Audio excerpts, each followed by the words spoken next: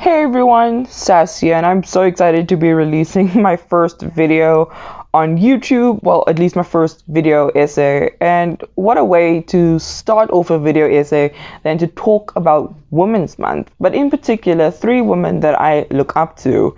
Now, you may be asking, well, Sass, aren't you celebrating Women's Day a bit late? And in which I will say, I am well aware that Women's Day, well, International Women's Day, is celebrated on the 8th of March each year. However, in South Africa, we celebrate Women's Day on the 9th of August. This is to commemorate the march that happened back in 1956, led by four very iconic women, Lillian Ngoyi, Helen Joseph, Raima Musa, and Sophia Williams. And they carried a total of 14,000 petitions that was signed and carried to the Union buildings. Even though the march was back in 1956 during the apartheid regime, the first Women's Day was celebrated in the late 90s, and so it's been celebrated since. So I thought, why not commemorate women that I am inspired by on a daily basis by talking about three specific women who inspire me, whether it is for their creativity or talent or humanitarian or political work.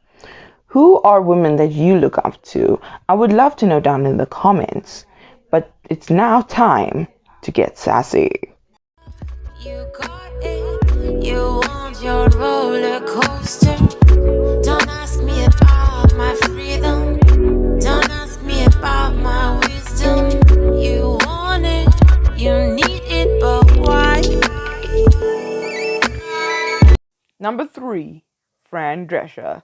In my opinion, Fran Drescher is really underrated, or at least she's underrated compared to the other two women that I'm going to be talking about in this video, because really she is so iconic, but she should really just be more popular than what she really is now. And let me explain. From 1993 until 1999, Fran Drescher and her then husband Peter Mark Jacobson decided to put together a show called The Nanny. It followed a beauty saleswoman named Fran who was dumped and fired by her boyfriend, and while struggling to find a job, she accidentally becomes a nanny to 3 children of a rich widower by the name of Maxwell Sheffield. While the show ran for 6 seasons, the show did prove to be a success. But you may be asking, why did you list Fran Drescher when you're just going to be praising the show? And trust me, we are gonna get there. But the thing is, I had to talk about The Nanny in order to talk about Fran Drescher. It is true that, The Nanny is what she's mostly known for. But the reason why she is so iconic is because of her outfits. You see, Fran Drescher once stated in an interview that the outfits that was shown on the show were inspired by Audrey Hepburn. Not only were the outfits really iconic and had a sort of elegance to it, so much so that a lot of people nowadays are recreating their own outfits that were inspired from The Nanny, but also the humor of the show was also inspired by another icon, Lucille Ball. See, Fran Drescher stated in another interview that the humor of The Nanny was actually really much inspired by The Lucy Show and I Love Lucy, which is a really great reference, and it makes a lot of sense. They used a lot of physical comedy just like they used in those two shows. And no wonder Fran Drescher is an icon in that sense. It is the show, The Nanny, that made her a really great person and very much an entertaining one. But the reason why I am inspired by Fran is basically because of her life story. You see, Fran got cancer, but she survived it. And when she survived cancer, she decided she is going to create an organization called Cancer Schmancer.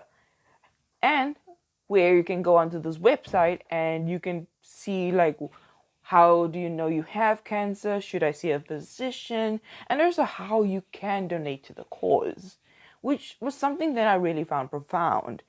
I also like how she calls it Cancer Schmancer, as if she's making light of the actual topic. But the reason why she did it is because a lot of the time when you mention cancer, people think it is a death sentence. And Fran, being someone who survived cancer, is living proof, literally, that just because you have cancer or you have a loved one who has cancer or you know someone who has cancer, it doesn't necessarily mean they are going to die. She even wrote a book called Cancer Smancer. And in this book, she does state that it is part memoir, part cancer story, and also part humor, which is something that I really liked. To this day, Fran Drescher is still talking about her life story. And she's so proud of the fact that she survived cancer and she is living the best of her life.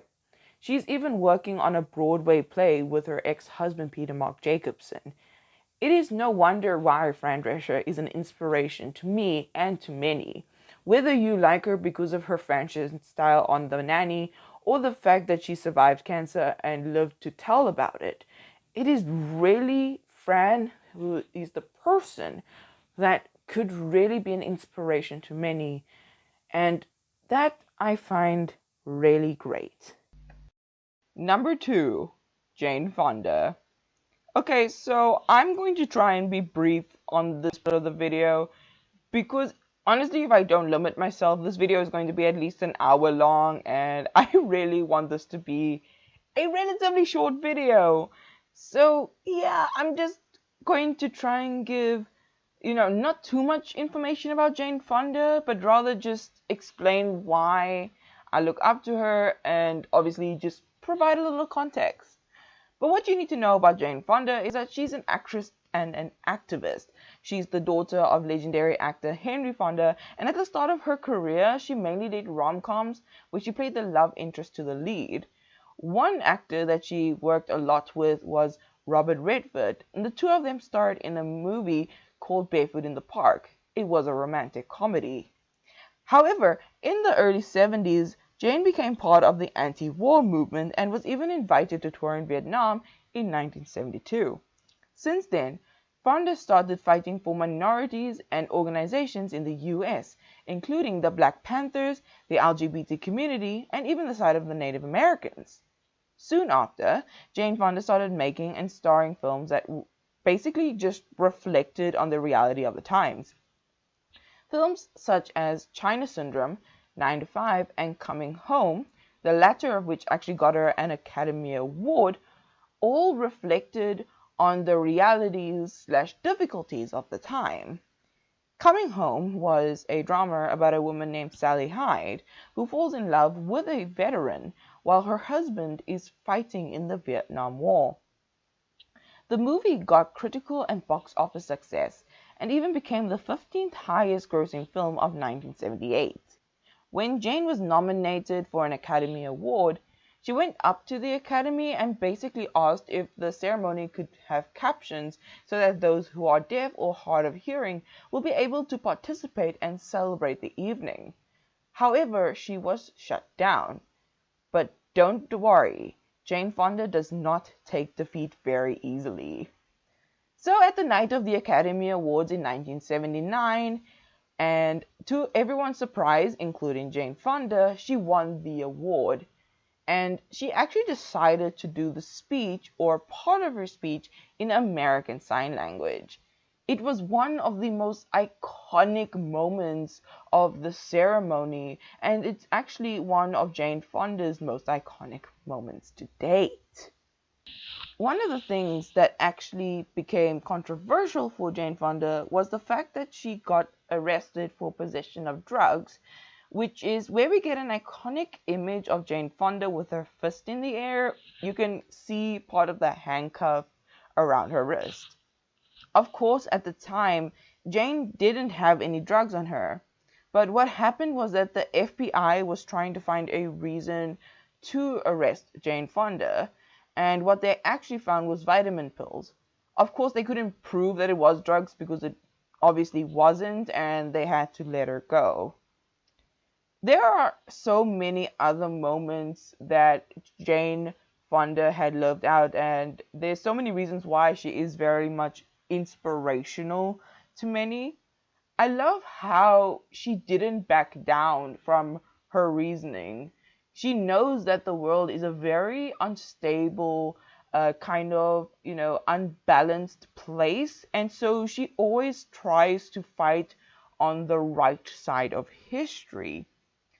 What I loved is the fact that her and her then husband, Tom Hayden, who she met while being an activist in the 80s, started a summer camp, which is where she met a young girl by the name of Mary Williams. Mary Lulu Williams was the daughter of Black Panthers, and her biological father was in prison. Over time, Jane Fonda noticed a change in the young girl and ended up adopting her. Fonda continues to be an actress and activist today. In fact, at the age of 83, Fonda is currently working on 3 movies, and honestly, I cannot wait for these movies to come out. I am hyped up for all 3. She has a show called Fire Drill Fridays. She has a show called Fire Drill Fridays where she spreads awareness of the consequences of climate change. Jane Fonda is an iconic actress who is beloved for her films, activism, and of course, exercise videos.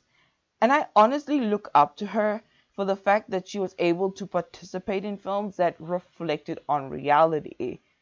And for that, I choose to look up to her and her work. Number 1, Lady Diana.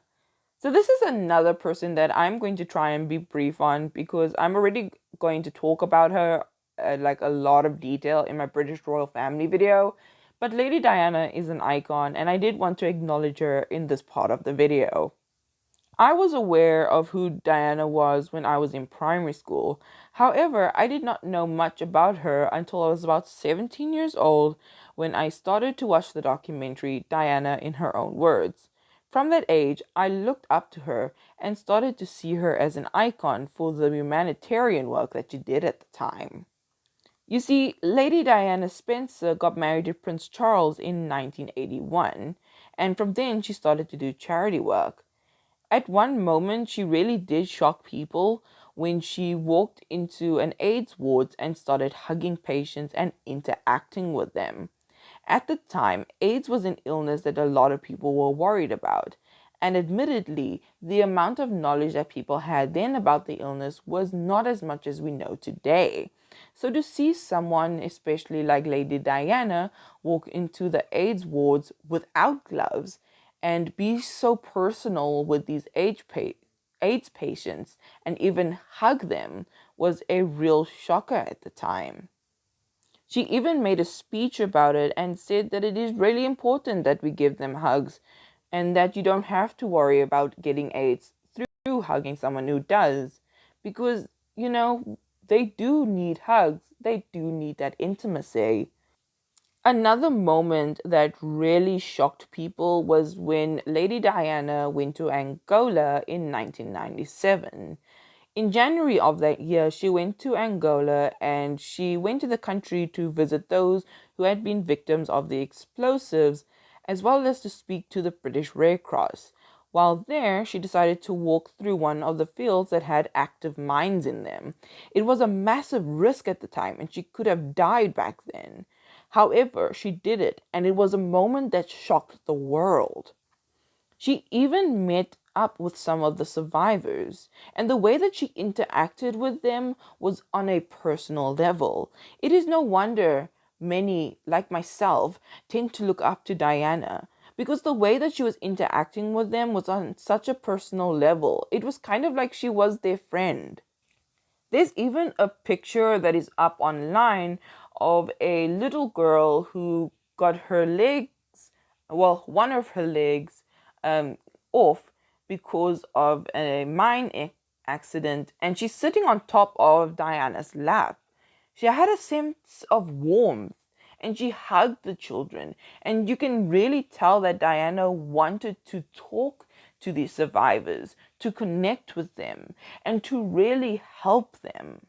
And when I say help them, I don't mean in a way like looking down to them or devaluing them, but help them in a way that bringing up to her level. It was like she was talking to a friend rather than looking at a bunch of victims of a terrible accident. Unfortunately, in August of 1997, Lady Diana died in a car accident in Paris. She died in 1997, but her legacy continues to live on, and she will continue to be the people's princess. There are so many women that I, like many, look up to, and I had to just highlight the three that were included in this video. There are reasons why they stood out to me since my young childhood.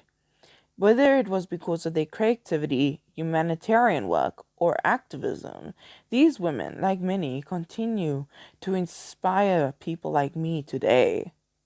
Thank you so much for watching this video. I had a lot of fun making it, and I really hope that you found this video to be interesting. If you have made it to this part of the video and you really enjoyed it, please feel free to leave a thumbs up. If you are interested to see more of my videos, definitely go ahead and subscribe, and don't forget to hit the bell so that you can get some notifications. I have a couple of videos that are coming up and I'm working on them as we speak, so that is really exciting. But with all that said, I hope you're having an amazing day and be ready for the next one when we can all be sassy.